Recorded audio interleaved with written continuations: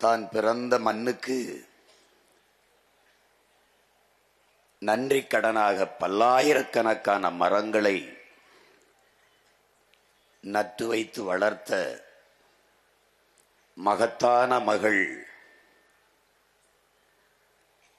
சாலுமரதா திம்மக்கா அவர்களுக்கு பெருமிதத்தோடு நம்முடைய புகழ் வணக்கத்தை செலுத்துவோம்.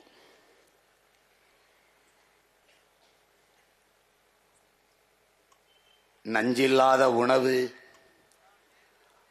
அதுவே நம் கனவு என்று நமக்கு கற்பித்த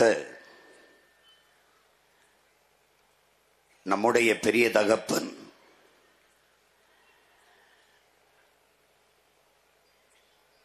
நாம்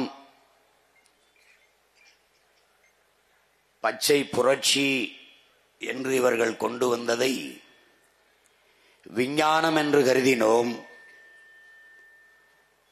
பிறகுதான் தெரிந்தது அது வியாபாரம் என்று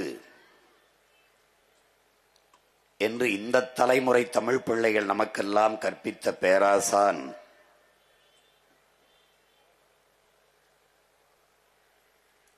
இந்திய நெல் ஆராய்ச்சி கழகத்தினுடைய தலைவர் ராத்தேலால் ரிச்சாரியா அவர்கள்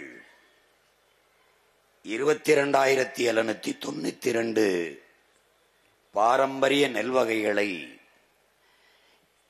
இந்த துணைக்கண்டம் முழுமைக்கும் பயணம் செய்து சேமித்து வைத்திருந்தார். அந்த நெல் வகைகளை எல்லாம் ஒரே நாளில் சின்சாண்டோ நிறுவனத்திற்கு எடுத்துக் கொடுத்த ஆட்சியாளர்கள் அன்றைய காங்கிரஸ் கட்சியின் ஆட்சியாளர்கள். அந்த நாளில் 80 வயது நிரம்பிய ராத்தேலால் ரிச்சாரியா அவர்களும் இந்த நிலத்தில் நம்முடைய பெரிய தகப்பன் 2 பேரும் தான் எல்லாம் பறிபோனதே என்று அழுத பெருமக்கள். நம்மை போன்ற பிள்ளைகளுக்கெல்லாம் வேளாண்மை மீது ஒரு பெரும் காதல் வருவதற்கு காரணமாக இருந்த